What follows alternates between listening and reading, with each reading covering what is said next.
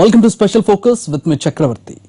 పోలీసులతో సంబంధం లేదు, పొలిటీషియన్లతో రిలేషన్ లేదు. మరి నయీం ఇంతటి నయవంచకుడు ఎలా అయ్యాడు? మావోయిస్టులతో లింకు లేదు, దావూద్తో టచ్ లేదు. మరి నయీం ఖాతాలో ఇన్నేసి మర్డర్లు, సెటిల్మెంట్లేంటి? ఎవరి అన్నదండలు లేకుండానే కోట్ల రూపాయలు కూడేశాడా? ఒంటి చేత్తో ఇన్నాళ్ల పాటు నేర సామ్రాజ్యాన్ని ఏలాడా? నయీముద్దీన్ పై స్పెషల్ ఫోకస్.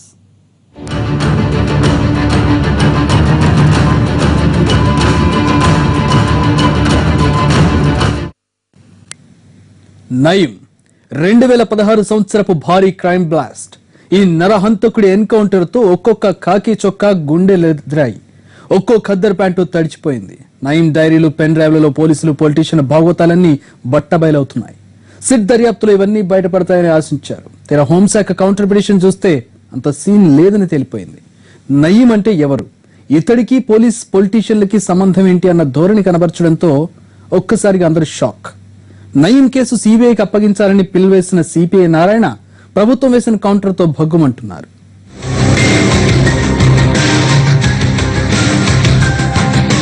నయీముద్దీన్ నల్గొండ జిల్లా భువనగిరి కేంద్రంగా భారీ భూ లావాదేవీలు, సెటిల్మెంట్లు, హత్యలు చేసిన జగత్ కిలాడి.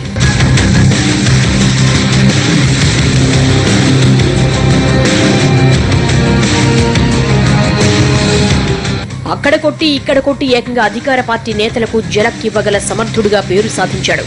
మావోయిస్టు పార్టీ నుంచి బయటపడి సొంత డెన్ ఏర్పాటు చేసుకుని దాదాపు ఒక నేర సామ్రాజ్యాన్ని సృష్టించాడు. మరో దావూదును మరిపించాడు.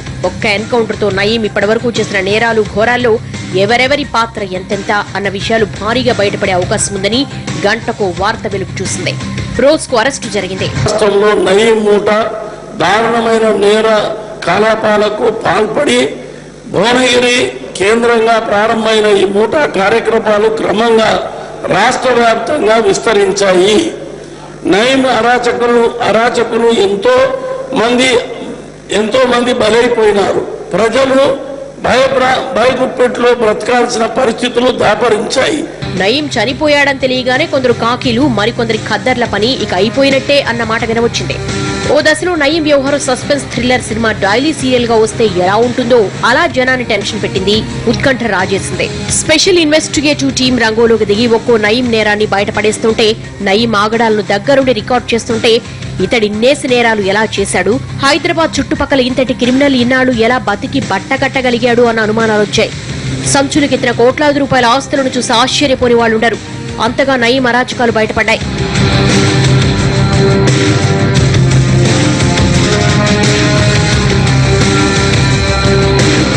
అడిగిందిస్తే వదిలేస్తా, అడ్డొస్తే నరికేస్తా అన్నట్టు నయీం రెచ్చిపోయిన విధం కళ్ల కట్టింది. నయీం ఇంతటి నేరాలు చేయగలిగాడంటే అందుకు అణువణువు పోలీసు, రాజకీయ నాయకుల అండదండలున్నాయని పూసగుచ్చినట్టు తెలిసిపోయింది. ఒక్కొక్క నయీం నేరం బయటపడుతుంటే సిట్ భలేగా పనిచేస్తోందని అనుకున్నారందరూ.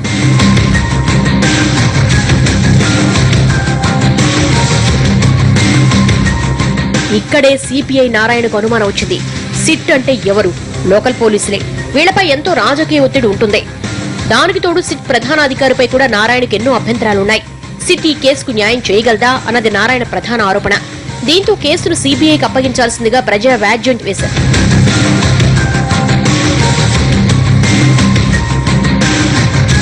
నారాయణ వ్యాజ్యానికి కౌంటర్ దాఖలు చేయాల్సిందిగా హోంశాఖను కోరింది హైకోర్టు. కోర్టు కోరినట్లే హోంశాఖ ఓ అఫిడవిట్ దాఖలు చేసింది. ఇందులో పేర్కొన్న అంశాలను చూసి నారాయణ తీవ్రంగా మండిపడుతున్నారు. అసలు నయీంకి పోలీసులకు ఎలాంటి సంబంధం లేదని, మాజీ డీజీపీకి నయీంతో సంబంధాలున్నాయన్న మాట కూడా అవాస్తవమని, పోలీసులు, పొలిటీషియన్లు నయీం ద్వారా లబ్ధి పొందుతున్నారనేందుకు ఆధారాలు లేవని పేర్కొంది. మావోయిస్టులకు మాఫియాడన్ దావూద్ ఇబ్రహీంతో నయీంకు సంబంధాలున్నాయనడంలో వాస్తవం లేదు అంది. ఎప్పటికప్పుడు నక్సల్ సమాచారం చేరవేయడానికి ప్రభుత్వం 25 లక్షలు ఇచ్చింది అనడానికి ఆధారాలే లేవని తెలిపింది. 15 సంవత్సరాల పాటు భువనగిరి ప్రాంతంలో కాక తెలంగాణ మొత్తం 5 రాష్ట్రాల్లో కూడా అతను వసూలు చేసిన డబ్బు దాదాపు బినామీ పేర్ల మీద 20,000 కోట్ల ఆస్తులు ఉంటాయని, 1000 కోట్ల నగదు ఉంటుందని ప్రభుత్వం తెలిసిందా? ఆ విషయంలో ఎంత దొరికింది, బినామీ ఆస్తులు ఎంత, నగదు ఎంత దొరికిందని ఇంతవరకు బహిరంగంగా ఎక్కడ కూడా ప్రకటన చేయలేదు. చేయమని మీ ద్వారా ప్రశ్నించాను అధ్యక్ష.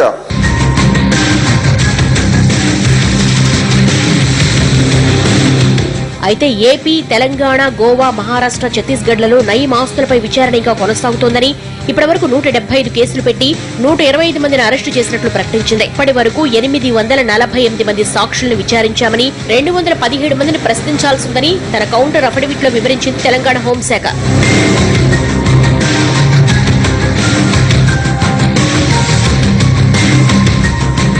హైకోర్టుకు హోంశాఖ ఇచ్చిన ఈ వివరాలు చూసి భగ్గుమన్నారు పిటిషనర్ సిపిఐ నారాయణ. నయీం కేసులో ప్రభుత్వం దాఖలు చేసిన కౌంటర్ను తీవ్రంగా తప్పుబట్టారు. సిట్ రిపోర్టులో ఉన్నది వేరు, హోంశాఖ దాఖలు చేసిన వివరాలు వేరని, నయీంతో సంబంధాలున్న నేతలు, అధికారులను ప్రభుత్వం కాపాడుకొస్తోందని ఆవేదన వ్యక్తం చేశారు. నయీం కేసుతో సంబంధమున్న వారి వివరాలు వెలుగు చూడాలంటే సిబిఐ విచారణ జరపాల్సిందేనన్నారు నారాయణ. నయీం నరహంతకుడు, అతను ముఖ్యమంత్రులు, డీజీపీ స్థాయిలో ఉన్నవాళ్ళు, హోమ్ మినిస్టర్ లాంటి వాళ్ళు కూడా ఈ విషయాలు తెలుసు 96 నుంచి. అలాంటప్పుడు డీజీపీ స్థాయిలో ఉన్నవాడుని డిఐజీ స్థాయి ఉండేవాడు వెనుక చేయగలడా? స్థాయికి సరిపోదు. రెండవది, ఇతర రాష్ట్రాల్లో కూడా విస్తరించబడింది, ఇతర దేశాలు విస్తరించబడింది, ప్రభుత్వంలో ద్వంద్వ వైఖరి ఉన్నది. ఇట్లాంటి వాళ్ళని కాపాడడానికి ఉపయోగపడేటువంటి పాలసీ మీ దగ్గర ఉంది. ఇవన్నీ ఎక్స్పోజ్ చేయకుండా ఊరికే తూతూ మంత్రంగా అమాయకుల్ని చిలక్కొట్టుడు కొట్టి చిన్నవాళ్ళని అరెస్ట్ చేస్తే సాధ్యం కాదు. ఇప్పుడు ఈ కౌంటర్ దాఖలతో కొండ నాలుగు మందేస్తే ఉన్న నాలుక ఊడినట్లుగా మారిందని, మొత్తానికే మోసం వచ్చిందని, ఇది ముమ్మాటికి తప్పని బాధపడటం పిటిషనర్ నారాయణ వంతైంది. నిజంగానే నయీంకి పోలీసులు, పొలిటీషియన్లకు ఎలాంటి సంబంధాలు లేవా? నారాయణ చెబుతున్నట్టు సిట్ రిపోర్ట్లో ఉన్న వివరాలకు, హోంశాఖ కోర్టుకిచ్చిన వివరాలకు తేడా ఉందా? అసలేం జరిగింది?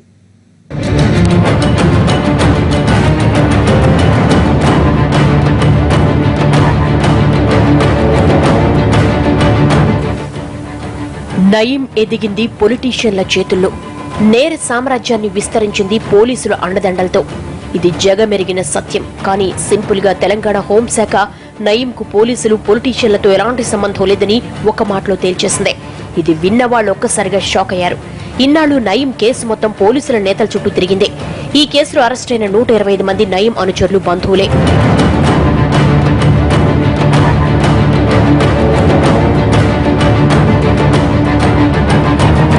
సిట్ నెక్స్ట్ టార్గెట్ పొలిటీషియన్లే అన్న ప్రచారం జోరుగా సాగింది. ప్రభుత్వం అనుమతించిన వెంటనే నయీంతో అంటకాగిన నేతలు భరతం పట్టేందుకు సిద్ధంగా ఉన్నాయి సిట్ బృందాలు. ఆరోపణలు ఎదుర్కొంటున్న నేతలెవరిని వదిలిపెట్టమని స్వయంగా ముఖ్యమంత్రి కేసీఆర్ అసెంబ్లీలో ప్రకటన చేశారు. ఇంకేముంది, ఆరోపణలు ఎదుర్కొంటున్న వాళ్ళందరూ ఓచల్లెక్కిస్తారని భావించారు. తర్వాత కూడా నిందితులు ఇంతవరకు ఎవరిని ఎందుకు అరెస్ట్ చేస్తలేరు? ఆయనతో సంబంధాలు ఉండి ఆయన దుర్మార్గాల్లో పాల్పంచుకున్న వాళ్ళ పేర్లను వచ్చినాయి. వచ్చిన తర్వాత ఎందుకు మాట్లాడు?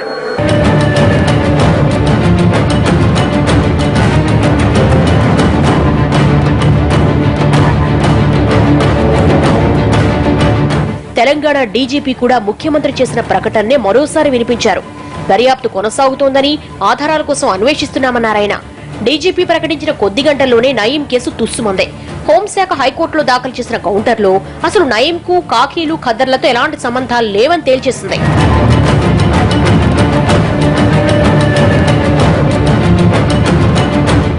అంటే ఈ కేసు ఇక నీరుగారినట్టేనా? నేతలు, పోలీసులకు నయీంతో సంబంధాలు లేవని తేల్తే అసలు ఈ కేసులో ఏం దమ్ముంటుంది? ఈ ప్రశ్నలు ఇప్పుడు అందరినీ తొలిచేస్తున్నాయి.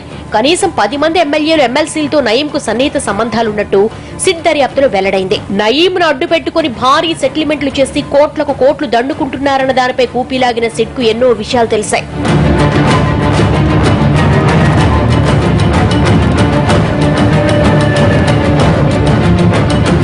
ఎమ్మెల్సీ నేతి విద్యాసాగర్ నయీంకు సన్నిహితుడిగా మెలిగినట్లుగా ఆరోపణలు వినవచ్చాయి. ఓ వ్యాపారిని నయీం బెదిరించాక ఆ వ్యాపారి విద్యాసాగర్ దగ్గరకు వెళితే అతడితో గొడవలెందుకు, ఏదో సెటిల్మెంట్ చేసుకోమని పురమాయించినట్లు వినికిడి. నల్గొండలో నయీంను బూచిగా చూపి విద్యాసాగర్ భారీ స్థాయిలోని ఆస్తులు కూడబెట్టినట్లుగా ఆరోపణలు వినిపించాయి. ఈ ఆధారాలు సిట్ ఎఫ్ఎస్ఎల్ కు పంపినట్లు తెలుస్తోంది.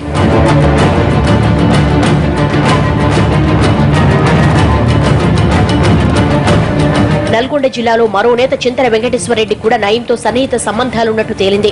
ఇద్దరూ కలిసి ఎన్నో లావాదేవీలు జరిపినట్లుగా విస్తృతంగా ప్రచారం సాగింది. ఇతనోసారి సిట్ విచారించింది కూడా. TDP MLA R Krishnaiah Nayeem తన ప్రియ శిష్యుడంటూ ఏకంగా స్టేట్మెంట్ ఇచ్చేశారు. ఎన్నోసార్లు తనతో ఫోన్లో మాట్లాడారని చెప్పారు. తాను ముఖ్యమంత్రి కావాలి అన్నది నయీం కలని కూడా చెప్పుకున్నారు కృష్ణయ్య. పరారీలో ఉన్న ఓ మోస్ట్ వాంటెడ్ క్రిమినల్ తో ఓ ప్రజాప్రతినిధి ఎలా మాట్లాడతాడు? అతని సమాచారం పోలీసులకు ఇవ్వాల్సిన బాధ్యత ఆ ప్రజాప్రతినిధికి లేదా? గత ఎన్నికల్లో ఆర్ కృష్ణయ్యకి ఫండింగ్ చేసినట్లు గుసగుసలు వినిపించాయి. దీని ఆర్ కృష్ణయ్య ఖండించిన సిట్ అధికారులు మాత్రం 2-3 గంటల పాటు విచారించారు. నేతల అండదండ లేకుండా నయీం ఎదిగాడన్న హోంశాఖ స్టేట్మెంట్ నమ్మబుద్ధి కావడం లేదంటున్నారు చాలా మంది. ह्यूमन ट्रैफिकिंग है, एक तरफ ईडी है, एक तरफ इनकम टैक्स है, एक तरफ इंटरपोल है, क्योंकि लेडीज का केस इंटरपोल देखती है. ये इंटरपोल लेडीज ये तमाम को देखने के लिए सीट बस नहीं होता. उसके बाद एक लास्ट क्वेश्चन ये है, कल होम डिपार्टमेंट हाई कोर्ट को एक एफिडेविट दिया. हाई कोर्ट एफिडेविट देके बोल रहे कोई पुलिस ऑफिसर इन्वॉल्व नहीं है, कोई पॉलिटिशियन इन्वॉल्व नहीं है, तो उसके लिए 5 साल तक 5 महीने से क्यों इंतजार करें सर?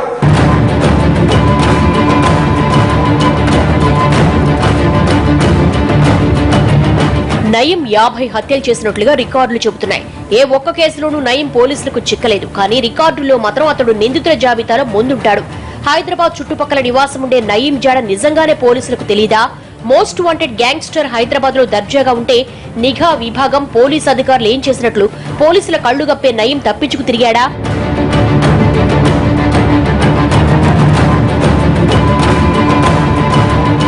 ఎస్ఐ నుంచి డీజీ దాకా అనేక మంది పోలీసుల అండదండలతోనే నయీం తన నేర సామ్రాజ్యాన్ని ఎవరు ఊహించిన స్థాయికి విస్తరించాడంటే పలుకుబడి ఏ స్థాయిలో ఉందో తెలుస్తూనే ఉంది. నయీం నుంచి నెల మామూలు కోట్లలో వసూలు చేసినట్లుగా సమాచారం. భూ సెటిల్మెంట్లలో ఎకరాల కొద్దీ పోలీసు అధికారులు తమ పేరును మలుపుకున్నట్లుగా ఉన్నతాధికారుల దగ్గర ఆధారాలున్నాయి. ఓ మాజీ అధికారి హైదరాబాద్ నడిబొడ్డున నయీం మండతో 4 కోట్ల విలువైన భూమిని బెదిరించి తన పేరిట రిజిస్ట్రేషన్ చేసుకున్నాడు. పోలీసులకు నయీంకు ఉన్న సంబంధాలు ఇదొక చిన్న ఉదాహరణ మాత్రమే.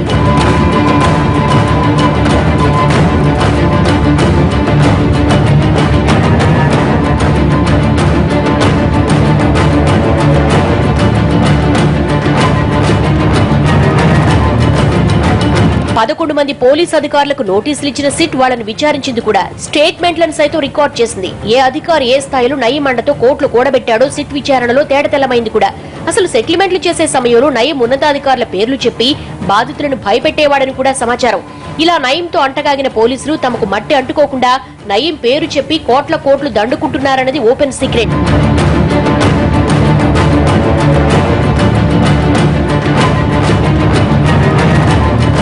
ఇవన్నీ ఇప్పుడేమైనట్టు? ఇన్నాళ్ల పాటు ఈ నేతకు ఇంత వాటా ఉంది, ఆ అధికారికి అన్నాస్తులు సమకూరాయని వార్తలొస్తే అవన్నీ అవాస్తవాలేనని నయీం రాసుకున్న డైరీల సంగతేంటి? పెన్ డ్రైవ్ల మాటేంటి? సిట్ చెప్పినవన్నీ ఉట్టి మాటలేనా? ఎఫ్ఎస్ఎల్ కు పంపిన మెటీరియల్ అంతా హుళక్కెనా? హోంశాఖ కౌంటర్ ఇస్తే ఈ కేసు కథ కంచుకే అంటున్నారు నారాయణ లాంటి వాళ్ళు.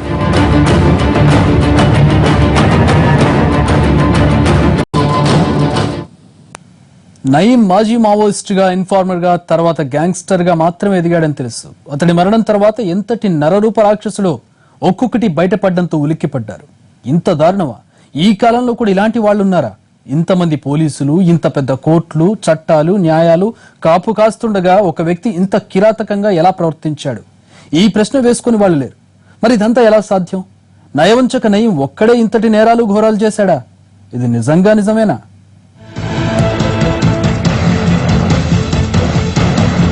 అప్పటి వరకు సినిమాల్లో చూసిందే తప్ప ఇలాంటి నరమాంసం రుచి మరిగిన క్రూర మృగాలు మన మధ్యే సంచరిస్తున్నట్టు ఎవరికీ పెద్దగా తెలియదు. చనిపోయేలోపు ప్రతి నేరం చెయ్యాలని ఒట్టు పెట్టుకున్నాడో ఏమో తెలియదు, కానీ నయీం చేయని నేరం లేదు. పసిపిల్లల దగ్గర నుంచి ప్రత్యర్థుల వరకు ఎవరినీ వదిలిపెట్టలేదు.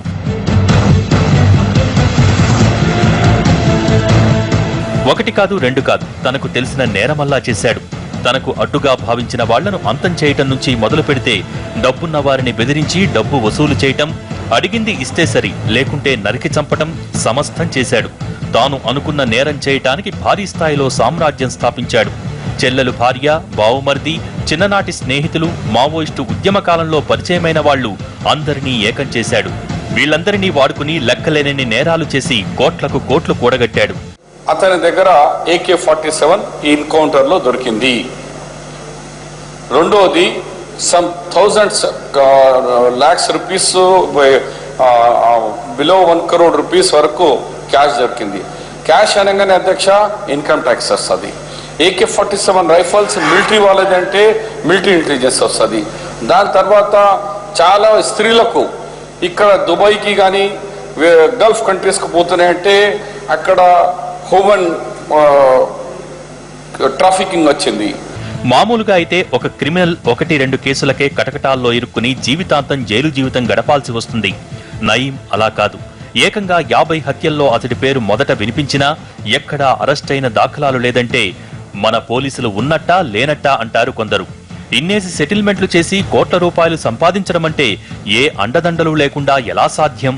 ఒక వ్యక్తి జీవితాంతం కష్టపడితే ఒక ఇంటిని కట్టడం దుస్సాధ్యమైతే 20 ఇళ్లను కట్టడం ఎలా వీలవుతుంది అన్నది సామాన్యుల వాదన.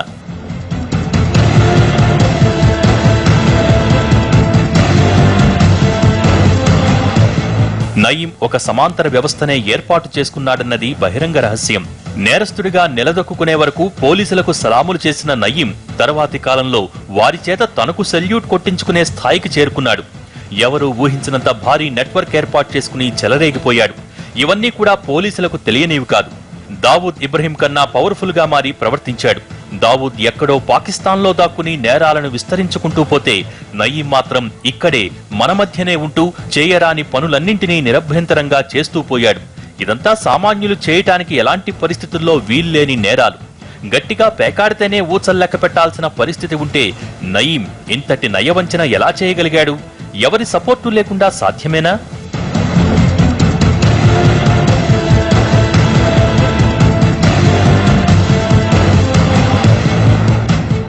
ఏ పోలీసులు లీడర్ల అండదండలతో చెలరేగిపోయాడో అదే లీడర్లు చెక్ పెట్టగా పోలీసులు గన్ గురిపెట్టగా కన్ను మూశాడు నయీం. ఒక్కో నయీం దురాగతం బయటకొచ్చే కొద్దీ అతడితో పాటు పోలీసులు పొలిటీషియన్ల పేర్లు బయట పెడుతూ వచ్చింది సిట్. ఇందుకతడి డైరీలు పెన్ డ్రైవ్లే సాక్షి. తానెప్పటికైనా కాకీలకు చిక్కేవాడని తెలిసి తనతో పాటు పాపాల్లో పాలు పంచుకున్న ప్రతి ఒక్కరి పేరు రాసి చనిపోయాడు. కంపెనీ లెక్కలు ఎలా పాయింట్ టు పాయింట్ వివరిస్తూ నోట్ చేస్తారో అలా తాను చేసిన ప్రతి ఘోరానికి తగిన వివరణ రాసి మరీ మరణించాడు నయీం. 8వ తేదీ నాడు నయీం ముఠా షాద్నగర్ లోని మిలీనియం టౌన్షిప్ పరిసర ప్రాంతాల్లో మారణాయుధాలతో సంచరిస్తున్నట్లు సమాచారం అందుకున్న పోలీసులు అక్కడికి చేరుకొని నయీంను అరెస్ట్ చేయడానికి ప్రయత్నించారు.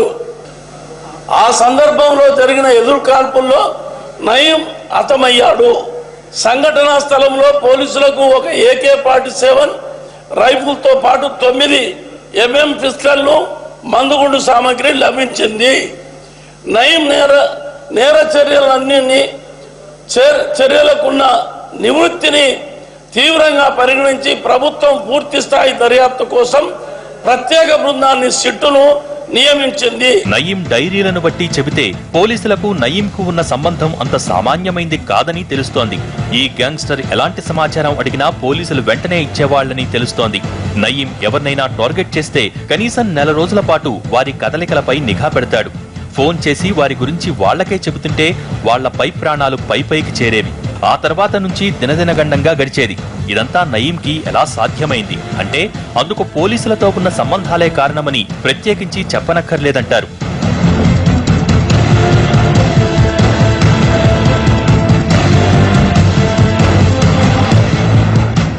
ఎన్కౌంటర్లో చనిపోయిన తర్వాత కూడా బాధితులు పోలీసులను ఆశ్రయించడానికి భయపడ్డారంటే అతడికి పోలీసులకు ఉన్న లింకేమిటో తెలుసుకోవచ్చు. అందుకే బాధితులు తమ దగ్గరకొచ్చి కంప్లైంట్లు చేసుకోవచ్చని పిలిస్తే తప్ప ఎవరూ పెద్దగా బయటపడలేదు. బెదిరింపులు, సెటిల్మెంట్లు, దందాలు, కిడ్నాపులు, హత్యలు నయీం క్రైమ్ రికార్డులో ప్రధానమైనవి.